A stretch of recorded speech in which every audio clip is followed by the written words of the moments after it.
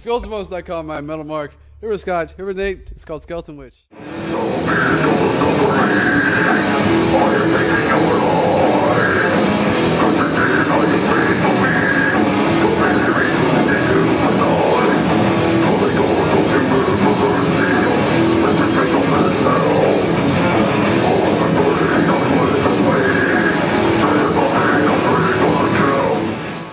How are you doing, man? Doing real well, man. How are you? I'm fucking seeing Skeletonwitch. I'm happy, man. How are you doing? I'm doing quite well, sir. Thank you.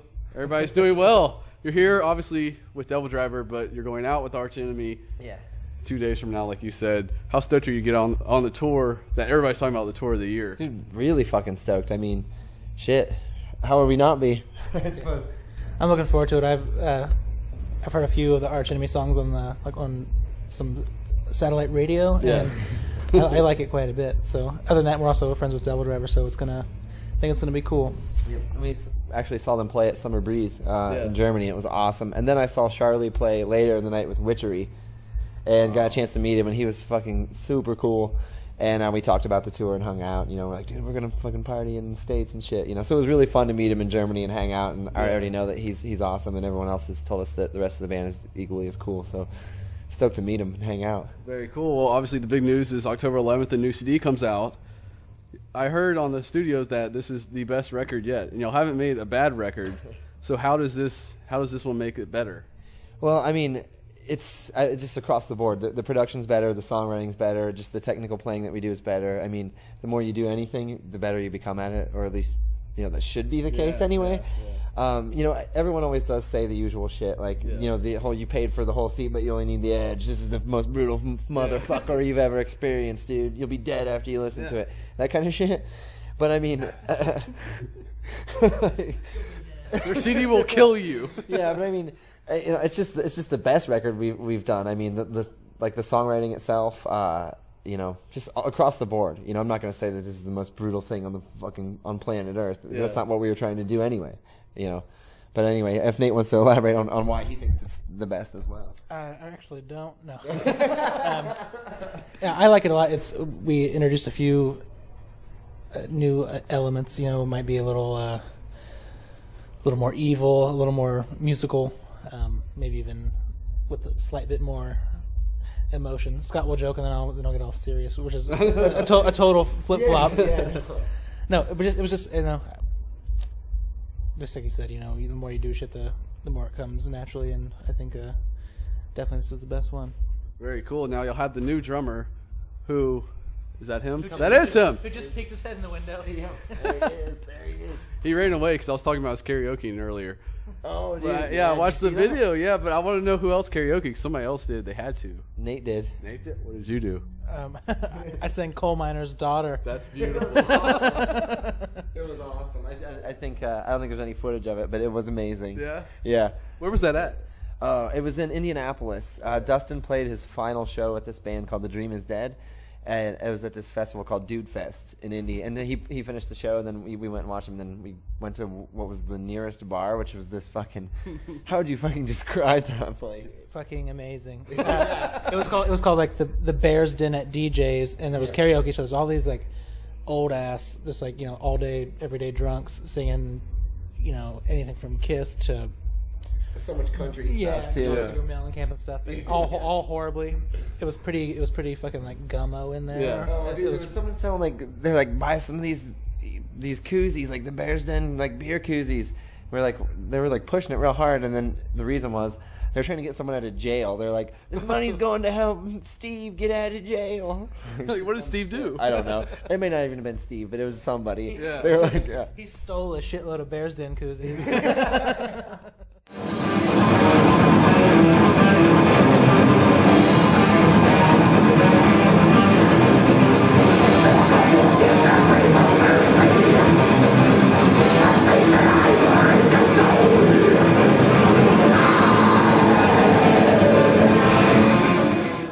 Well, speaking of him, what has he added to the band as the new piece to Skeletonwitch? One of the things for sure is that he's the hardest hitting drummer we ever played with. He's really fucking driving. Like I noticed it right away when we started rehearsing with him. When we practice, we don't have a full PA and monitors and everything. We're just in a room together, and that motherfucker cuts so loud with his snare and his kick drums. And I was like, dude, this is fucking great. Yeah. Like so he's a real beast. That's the first thing I noticed right off the bat. What about live? What has he brought to the table live? I mean, just consistency. He's just really fucking solid. And we met him a long time ago when he played with Demericus, and it's cool to have a dude in the band that is basically just like us. We listen to anything from Steely Dan to Trash can black metal. black metal, and everyone's stoked about every bit of it. So it's cool. I guess one other thing I just thought of I could say as a testament to his playing is that we recorded with Matt Hyde, who's done like some Slayer records, Monster Magnet, Hatebreed, the newest Children of Bodom record, and so he's worked with a lot of people. And when he found out we were getting a new drummer like a month before we were coming into the studio, I talked to him about it, and he was like, "All right, this should work out." But he and I were both, at first scared shitless. We were like, "What if this doesn't work?" And then, after Dustin tracked the drums, Matt came up to me. He was like, said that same thing. He was like, "Dude, I was fucking scared shitless." And as soon as this motherfucker sat down and started playing, I was like, "This is awesome!" Like, got it. So that someone like Matt Hyde saying that, is a pretty big testament too, because he's worked with everybody. Yeah. So very cool. Now, obviously on the studio updates, y'all seem to have a little bit more fun while recording this album. Was this the most fun you've ever had recording one? I think it was.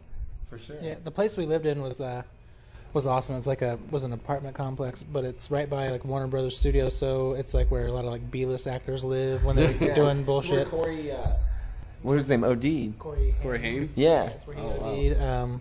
We met the drummer from Lizzie Borden there. He lives there. But there's like pool and hot tub, so every night we would record all day, and then we'd get a case of beer and go sit in the hot tub and really, really make a bunch of these LA motherfuckers really uncomfortable quick.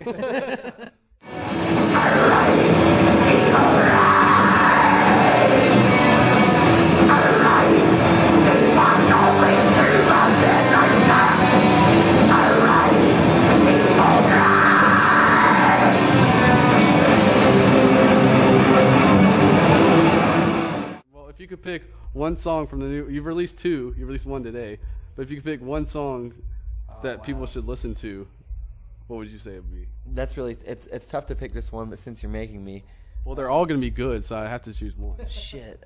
What's funny too is I'm trying to think of the name of a couple of them because we call them 1, 2, Number 3. 6. Because we haven't played all of them yet. We just record it. We don't want to play the whole thing before it's even out yet. So we're only playing a few, which of course I know what they're called. I'm trying to think which one's which, but there's a song called "Of Ash and Torment" that I really like that has what we called the hero part, like this real epic ending.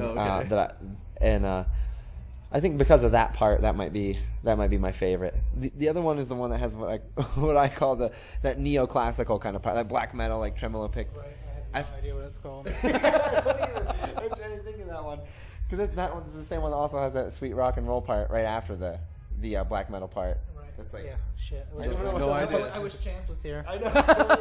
Chance, It's later in the Oh, album. dude, we have the LP jacket out there. I'm gonna have to go get it so we can. Yeah. Yeah, maybe we can. Well, after the interview, we'll go take a picture and point to it, and they can just flash that up. Yeah, there we go. Yeah, that's beautiful. We can fix a lot of things in post. Yeah.